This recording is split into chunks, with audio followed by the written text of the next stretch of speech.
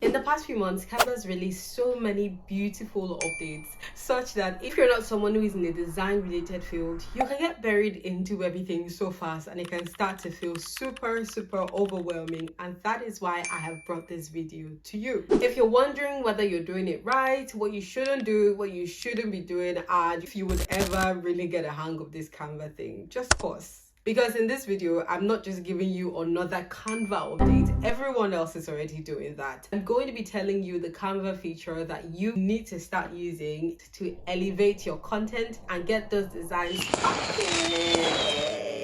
So this is not just another video where someone is telling you about the newest feature. I mean, everyone knows the newest features, but I'm going to tell you about the features that would actually benefit you and your business. Let's go. Diving straight into this video, the first feature I don't see people using enough is the Elements tab. Like, the Elements tab is filled with so many goodness, and I know you say, alright, I use Elements so much. I mean, that's the only thing everybody uses on Canva, but are you really using Elements?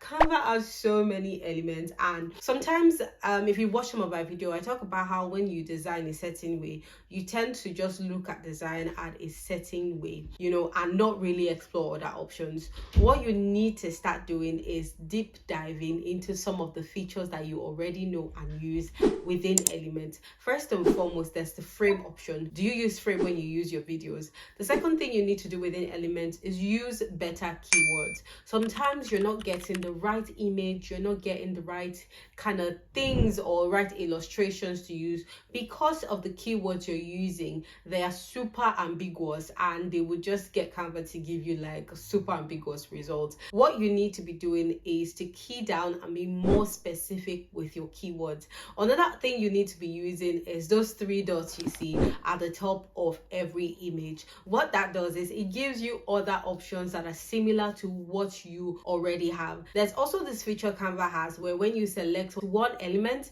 it magically shows you other things that are related to that element. Another thing I personally like to do is when I see an image that I really like, I go and click on the author profile of the creator because I want to see other similar images that they've used. Because if I like something and it's not quite what I want it to be, I like to search for other things that they have. Another thing you could do to improve your use of Elements is find out what other elements people are using in their videos and see if you can find something similar yourself. Or just do the plain old thing and explore. Just randomly put in keywords and just see what Canva has to offer. Guys, if you can dig deep and dive deep, you would find that you are underutilizing the Elements feature. There's so many things it has. It has images, it has graphics, it has frames, it has background. Have you even tried to use the special typography or the special characters you got in Canva where you can use like 3D and other types of elements within the system? I bet you thought that was only doable within Photoshop. So guys, you need to be exploring the Elements tab more. It has so much gold. It has so many goodies that you could use for your design. Next feature I have not seen used enough or that you need to start exploring is the shadows feature. The shadow tool within Canva is one I love so much, especially because of the glow feature. Have you ever seen anyone post an image where they have like a colored outline around their image? It is because they have used the glow feature. So you need to go to the shadows feature and explore. It gives you the opportunity to put shadow on normally, also gives you the opportunity to use the glow feature like I said. And the shadow tools is not just for images of people. You can use it for your product images. You can use it if you're maybe trying to do mock-ups. You can use it for a lot of other things. For example, if you're even going to show a picture of your product, putting a shadow can make it pop and bring it to life. Another thing about shadows is don't only limit your use of shadows to the shadows feature within Canva. Even within Elements, you have so many shapes and size and types of shadows that you can use for maybe things like your buttons or, you know, just casting a shadow on an image. I'd like to encourage you to go onto Canva now and see all the options you have available to use when it comes to shadows, and use a shadow when next you need to create something within Canva. Another feature you are not using enough, and I would say is one of the advanced tools in Canva, is the magic edit. Yes, it's one of the new ones, but damn, it is really, really good. But mind my French. Anyway, it is a really good feature. I posted a short, a YouTube short. I mean, I would insert the link if that's possible. Otherwise, you can check my list of shorts. But there's one that particularly talks about the experiment I done with the Magic Edit tool, and it was so amazing. If you don't know about the Magic Edit tool, let's go find out on Canva. If you've never heard about it before, the Magic Edit tool is a way by which you can change your images on Canva using AI. Now you can decide to edit the entire image or edit a part of your image. It's left to you. But what you would basically do with the Magic Edit tool is change your image or change maybe something in your image from one thing to the other, and I'm going to show you an example. But before we go on, I need to let you know that to use the Magic Edit tool, I first had to update my Canva app. Then the second thing I needed to do was agree to use the new editor. So there was a pop-up on my screen that said new editor is available, would you like to use this, something like that, and I just agreed to it and said yes. If you don't agree to it, you would not be able to use the Magic Edit tool. So the first thing you will need to do is you need to have an image on your canvas. So I already got this image from Elements. Now I'm going to click on my image and then go to Effect. From Effect, if you scroll, you're going to see the Magic Edit tool. I'm going to click on that and it's going to give me instructions on what I need to do. Now, what I would like to do here is I want to change this brown candle to, let's see, a green candle or a cup of water. Let's even make it a cup of water. So what I'm going to first do is I'm going to highlight the area that has what I want to edit. Canva allows you increase the brush size or reduce it. So I'm just going to increase it a little bit. Then once I'm done highlighting only the thing I want to change, I'll click on continue. Then the next thing I'm going to do is describe what I want to change it to. So I'll just put it let's make it a glass of water or a glass of purple juice. Let's just see how crazy it can go. Once I'm done, I'm going to click on generate and let the AI do its thing. And here it is. This looks weird. Am I the only one?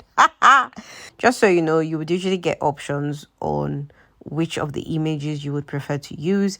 And you also get the option to generate new results. So let's just explore what it's giving us. Okay, this is not bad. I'm just wondering if it can be expanded, but it's not too bad. I do not understand what is going on here. I think the AI is having problems with perspective. Let's see. Okay, this is not too bad, although I don't understand it. So let's generate new results and see what's going to happen. So there's more results. There's this other one. There's this. I don't know. To me, the AI seems confused, but it was really nice to try. So just to play with this a bit more, let us just change this glass of purple juice to, let's just see, a vase of flowers. And it's giving us this. Okay, let's try another one. Okay, there's this. It's not bad. It's not bad. So at the end of this our little experiment, I feel like the AI is more comfortable when you give it like generic terms, but when you are like really specific, for example, when I said purple juice in a glass, the AI was confused. Anyway, guys, so that is it for the Magic Edit tool. Feel free to play around, and just find out what more you can edit or what more you can do using that. So let's go right back to the video. Now, another one of my favorite that I love, absolutely love so much is the gradient tool. Now, you can easily pop a single color or a solid color on Canva, but have you tried using gradients? Oh my god, gradients make the most beautiful background. Gradients are also great if you're using a button within your design. They also do well if you're just trying to pass extra information in your title or something. If you have not explored the gradient tool, if you've not seen it, let's take a quick look on what that looks like on Canva. Canva used to only allow you choose one color, so you only have one color for your background. But to use two colors that would like just transcend into each other, just click on gradient and you're gonna have two colors. Now you can choose to have more than two colors. You can easily add in another color, just to give you whatever effect that you're looking to go for. So let's just add something here, and now we have three colors. Now when you've set a gradient as your background, to edit it, just go back to color, click on the color, and then it's going to give you all the options to edit it. You can remove a color by clicking on it and coming here to click on the trash can, and then you can click on the plus button to add your colors. Another thing you have the opportunity to change is the style of the gradient. So the first one is the one with lines, the second one is this. So just you have like so many options available to play with according to whatever you're looking to achieve with gradients. I really love gradients. I love that you don't have to be stuck to one kind of background, and you can just go as wild or as far as you would like to. All right, moving on to our next feature is the animation tool. Now, the animation tool is one that I myself, I'll be honest, I'm sleeping on at the moment, but you do not have to be like me. Why aren't we using the animation tool enough? Animation tool is a great way for you to incorporate motion design into your Canva design. I mean, you can get your elements to move along a path, you can get them to do so many various beautiful things. If you've never really seen the animation feature at work, let's dive in. The animation tool in Canva used to be basic, but now it is far from being basic because there's so many things you can do. So let's begin our animation journey because there's so many sites to doing animations in Canva now. So let's begin by selecting this element and see what we can animate when it comes to that element. So we click on that, we go to animate, and it's going to give us so many options. It can zoom it can make it flow, it can make it rise, it can make it breathe, all those basic animation that you can do with a lot of other tools like CapCut and co. But then with Canva, it goes further. So let's go back to none, and then let's go to this one called tools. Now with this one called tools, we can create an animation where this bee is just flying around this garden. So I just want to make this bee a little bit smaller. Then I'm going to drag it around to create what I want. Okay, it's not dragging. Okay, so now I'm going to drag it around to create my animation. So I'll click on create an animation, and I'm going to drag my bee. Make it fly high, fly low, go up to the sky, come back. And just, drag my fingers. And you see that the bee is successfully flying around the screen. That is it. So you then get further options on what you want to do with the bee. You can choose the speed. You can choose if you want the flight to be smooth, if you want it to be steady, and you even get to choose if you want to add extra motion effects, if you want it to be rotating as it's flying. Let me remove this. Or if you want it to just, flicker, like go off and on. Now, the thing with adding motion effects is that you can layer motion effects. So I can add rotate, I can add this flicker, I can add pulse, and I can add wiggle. So it's going to be doing all of them at the same time. Now let's delete this and let's go to basic. Basic takes you to the regular ones. Exaggerate just gives you exaggerated animation movement, and then photo movement, it will move the bee as a photo. That's not what we're looking to achieve. Let's remove it. Okay, so that's fine. And then you can choose to only have motion effects, maybe rotate, like I said, flicker. You see that it's layering, it's rotating, it's still flickering. Then pulse, now it's rotating, it's layering, it's pulsing. And then wiggle means it's doing all four. So let's click on back to remove all four effects. And that is it for making edits. So any part of this my image, because all of these things are things I got on Canva, I can animate this bush, or this garden rather. I can animate the sky because they are elements. I can animate the bees. Now another thing with Canva is that you can add transition, which to me would maybe count as a bit of animation, but you can add transition between pages. So for example, I've got these two pages. If I click on this plus button, I can choose transition. Now transition is basically what transition is like when you're using any other app. It can dissolve from one scene to the other. It can slide, it can circle wipe, do a lot of things, but my favorite is flow. Flow, just I don't know how to explain it, but AI has really done it with this one. With flow, it just merges one image to the other and make it look like it was intentional. So there's flow, there is match and move to do. Does match and move is another exciting one that I really like. It animates, it matches, and then it animates identical elements You get so flow, match and move, one of my two favorites. You go stacks it against each other and all that kind of stuff. So that's one of the ways you can add animation. Then when it comes to animations again, you have the option to animate the page. Okay, I'm just going to close this. You have the option to animate the entire page, or you have the option to animate the entire image. So guys, there's so many things you can do with this. I plan to give you so many tutorials to show you how best you can harness these things, but please stop playing on the animation tool. So let's get right back to the rest of the video. Now let's talk about one of my faves, the blur feature. Woo! Now you might be wondering, what exactly am I supposed to blur?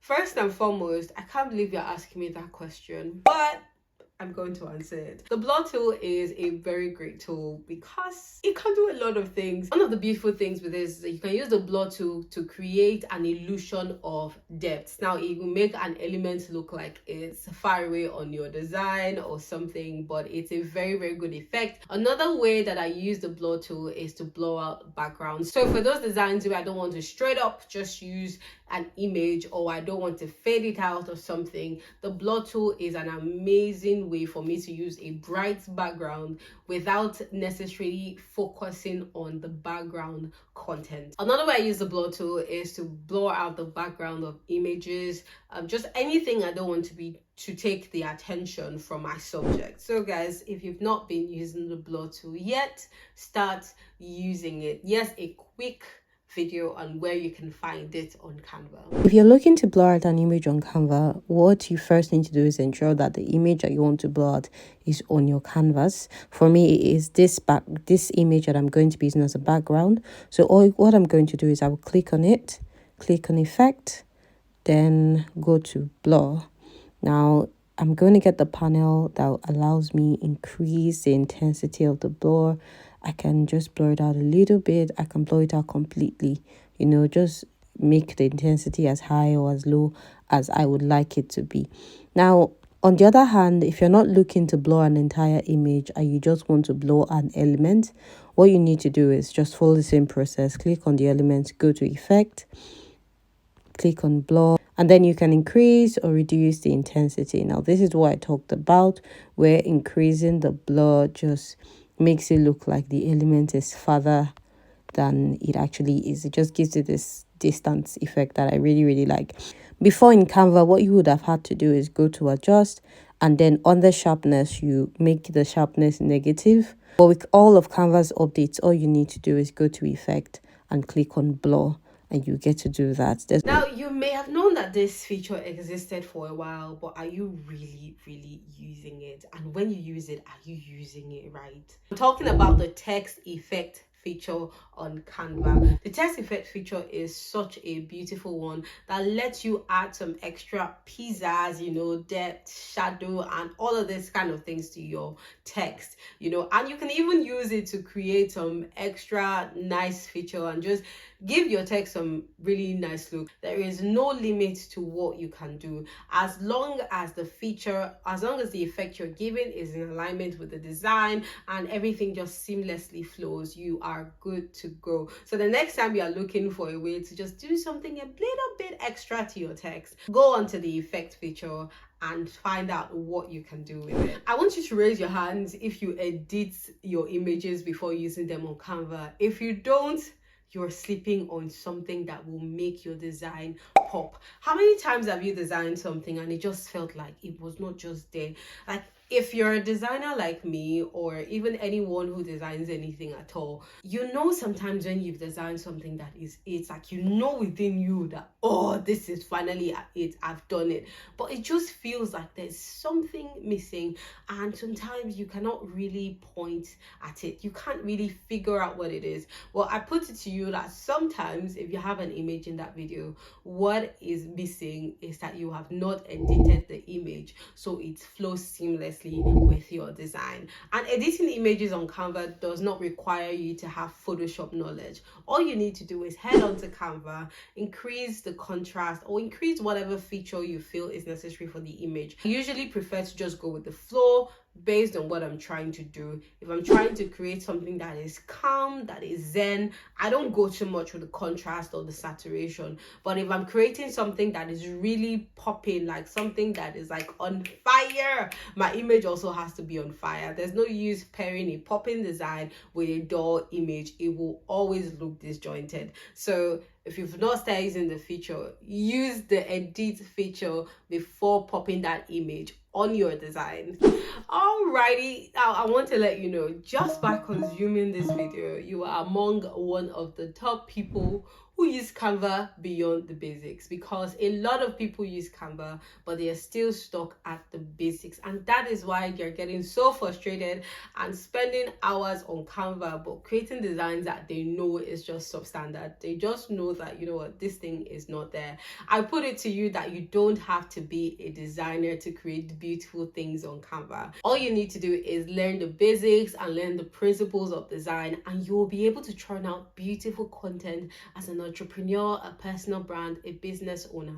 We all cannot be designers, and truth is, not all of us can hire designers, but a lot of us, a huge chunk of us, just like we've learned to write, we've learned to read, some people learn to paint, we can learn to design on Canva. And I, my friend, I'm happy to be your guide in this journey. Now, this is a very important part of the video. If you are someone who is still struggling with the basics of Canva, like maybe you're new to it, you just started a business, you just started learning about it, and you're like, man, this thing is stressing me. I don't know where to start from. I don't know what to do. You know what? I got you. I have a whole video where I break down Canva for you step by step, and I teach you everything you need to know so that you can start using Canva to achieve the results you want to achieve, be it for your personal life, your personal brand, your business. You could be a teacher, you could be a fashion stylist, anyone at all. As long as you use Canva for one thing or the other, that video is going to walk you through the process like you are 5. I don't mean you're 5, but I mean that's how well it breaks it down. If you're more of a Canva OG, I got you. There's so many tutorial videos on this page where you could learn advanced techniques, you could learn 1 or 2 things, you know, that would start to make your designs, you know, get popping. Okay, so if you're more of a beginner, I've got this video for you. If you're more of the advanced OG, you'll want to click on this video, okay?